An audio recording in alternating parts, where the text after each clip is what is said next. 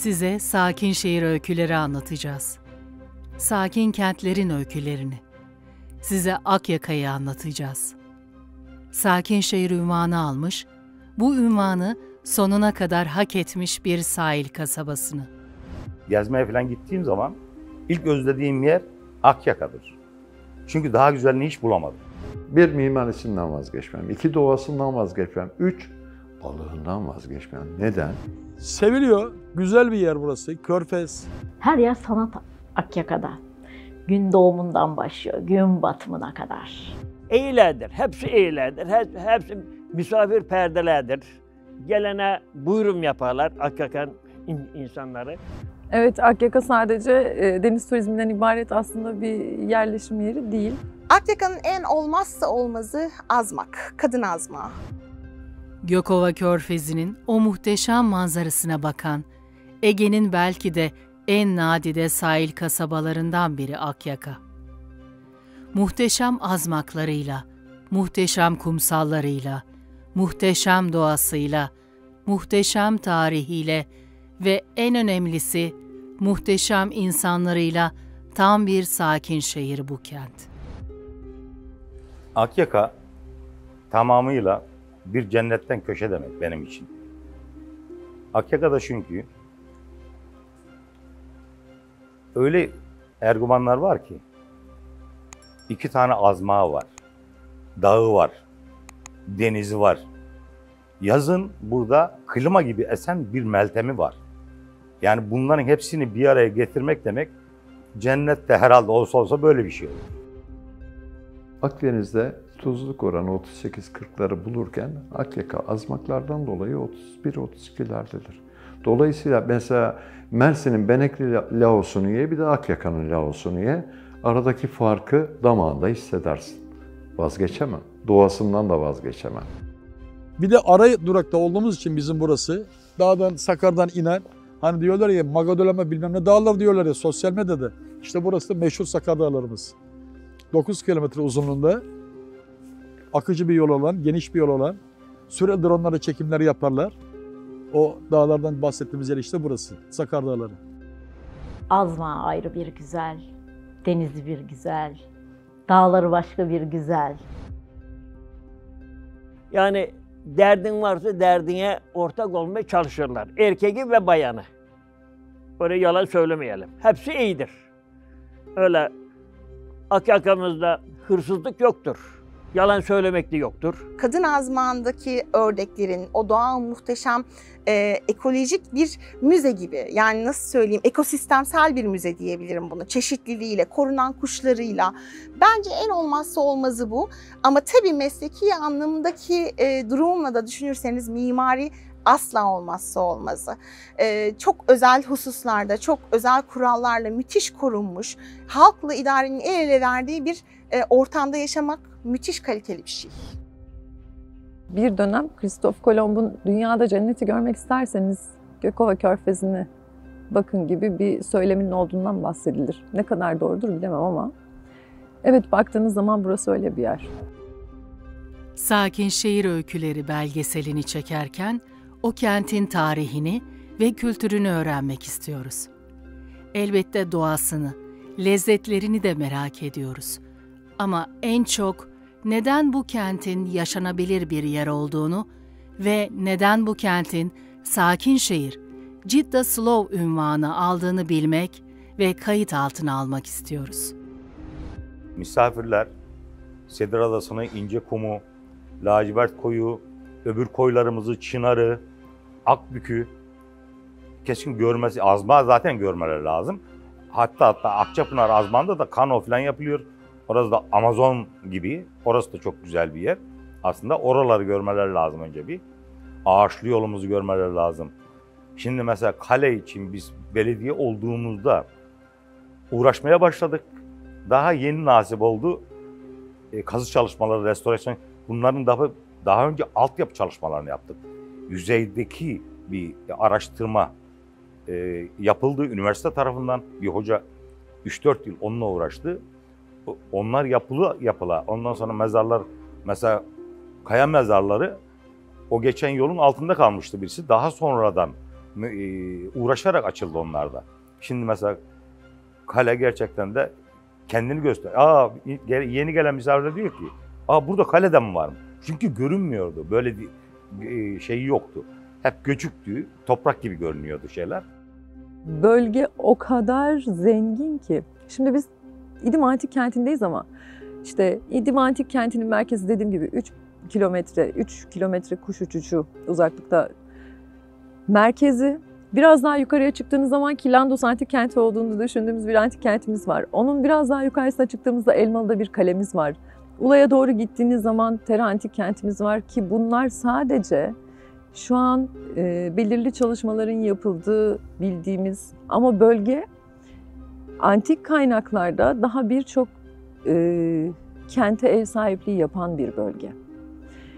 Burası Rodos Perayası dediğimiz, yani Rodos'un etki alanı altında olan, Helenistik dönem içerisinde Rodos'un etki alanı altında olan kentlerden ve biz bu kentleri antik kaynaklarda biliyoruz. Antik kaynaklardan bildiğimiz gibi vergi listelerinden bile isimlerini okuyup biliyoruz. Yani onu öğrendik, bunu biliyoruz. Bunların varlığı ve buranın zenginliği ortada. O yüzden bu zenginliği görmek sadece arkeolojik veya işte kültürel süreç için söylemiyorum. Bölgenin coğrafyasını görmek açısından da çok önemli. Çünkü burası arkeoloji ve kültürel süreç dışında doğal zenginlikleri açısından da çok besleyici bir bölge. Nehrin ismi Kadın Azmağı. Kadın azma denmesi nedeni eski tarihte büyüklerimiz çamaşır yıkamaya gelirlermiş. Pısat, çamaşır. Nehrin yaklaşık %20'si maden suyudur. Su altı, su üstü, yeşil, mavi, turkuaz renklerin görüldüğü dünyada ender yerlerden bir nehirdir. 40 santimetreden 10 metreye kadar muhtelif derinlikler mevcuttur. 3 çeşit balık yaşar. Levrek, kefal, yılan balığı. 1. dereceden doğal sit bölgesidir. Amatör de olsa her türlü avcılık yasaktır. Körfez'de 2 azmak vardır yakınımızda. Akçapınar azmağı, bir de Kadın azma dediğimiz burası. Su altında yenilebilen otlar mevcuttur. Su teresi ve kazayı olarak bilinir. Yaklaşık 100 çeşit kuş ile 300 çeşit bitki türü mevcuttur. Gökova'nın milattan önceki ismi İdima uygarlığı olup işte dağın yamacında küçük bir kale kalıntısını görüyorsunuz. 353-354 yıllarında yaşamışlar. Doğu Roma İmparatorluğu'nun küçük bir uzantısı olup Helenistik çağdan kalmadır. Geçtiğimiz yıl 3 mezar, 300 metre uzunluğunda bir sur ve 60 metre uzunluğunda bir tünel meydana çıkarttı arkeologlar. Yazan söz benimdir. Gözlerim kapalı olsa bile Akyaka'yı kokusundan tanırım. Akyaka'mızın yaratıcılarından aslında, simgelerinden değil, yaratıcılarından Nail Şakırhan. Burada bir kısa giriş anlattılar mı bilmiyorum. 71'e kadar burası Gökova'ya bağlı bir mahalle. Dolayısıyla 71'den 92'ye belediye olan, birdenbire büyüyen bir yer. Tabii Nail amca da buranın öyle baktığınız zaman burada 70'li yıllarla beraber gerçekten yaratıcısı, müthiş bir değer bizim için. Hatta bir gün şey sordum.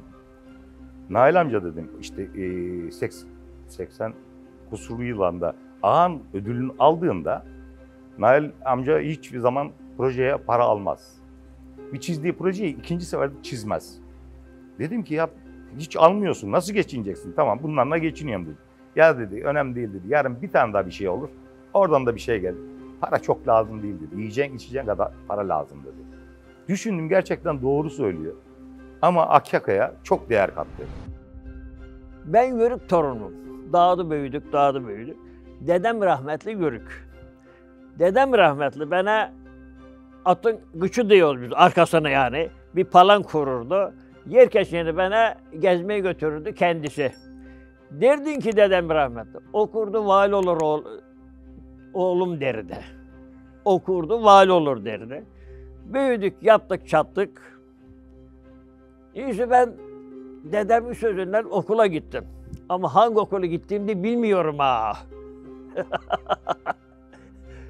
Dedi ki evde hanımla seviştik, yalan yok.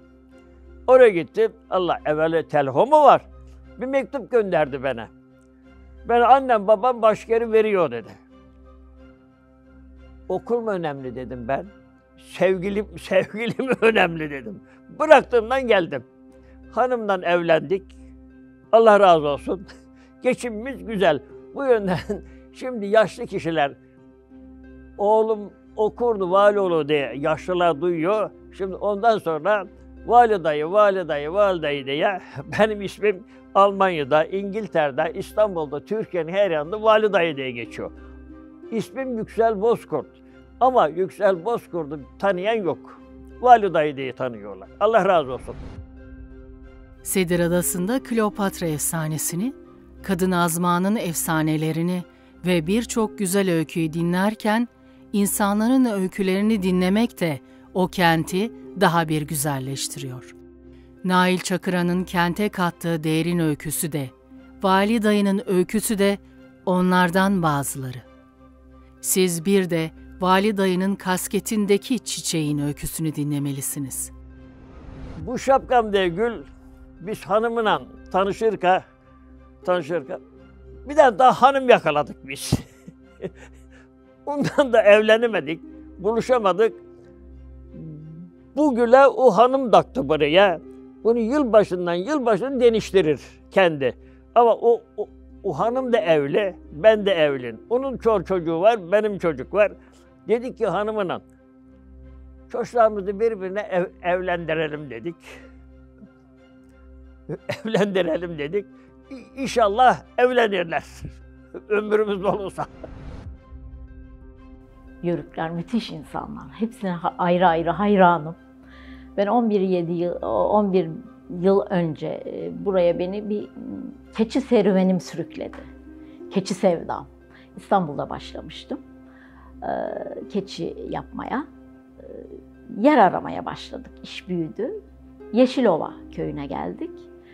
Orada yörüklerle 3,5 yıl çok güzel zaman geçirdim. Dağlarında, köylerinde. Beni içlerine aldılar. Kendi kendilerine yetebilecek insanlar. Hiç kimseye bağımlı değiller.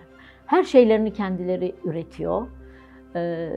Sabunundan, yiyeceğine, içeceğine, süpürgesine varana kadar her şeylerini kendileri yapar. Bağımlı olmadan yaşayabilen bir insan topluluğu olarak görüyorum yörükleri. Çok büyük saygım var onlara. Bu harika kentin öykülerini dinlerken, harika doğasını ve tarihini keşfederken, bu ülkede yaşadığımız için ve böylesi mükemmel kentlere sahip olduğumuz için bir kez daha kendimizi şanslı hissettik. Yani bu yavaş yaşam biraz kentin kendi kimliğini, ruhunu yaşaması. Yani küçük bir kasabasınız ama tarım alanlarınız var, doğanız var, kültürünüz var, her şeyiniz var. Oradaki yaşamın mutlu olmaması için bir neden yok. Orada sosyal etkinlikler, kültürel etkinlikler olursa, kendi ürününüzü üretirseniz, sağlıklı gıdanıza erişirseniz, yerel esnaf desteklenirse, insanlar bunu yaparak iş bulabilirse, para kazanabilirse ve herkes mutlu olursa aslında yavaş yaşam o. Aslında sakin şehir olmak dışında kaliteli yaşam koşullarını da getiriyor. Kaliteli yaşamın en başlıca hususu diyebilirim, kurallarla yaşayabilmek ve bu kuralları uygulayabilmeye yönelik. Keza kaldı ki bu bölgenin insanı zaten kuralları mimarisiyle nasıl koruduysa bunu yöresel ürünlerinin korunmasıyla, işte bölgesel kültürün korunmasıyla, azmağın korunmasıyla yapabildiğini gösterecekti.